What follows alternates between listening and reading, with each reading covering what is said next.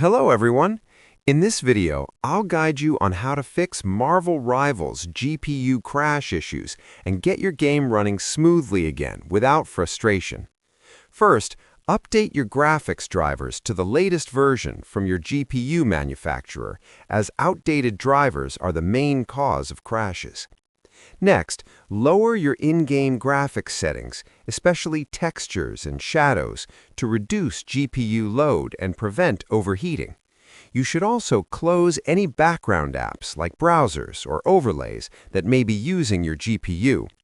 After that, verify the game files through your launcher to fix any corrupted data causing crashes.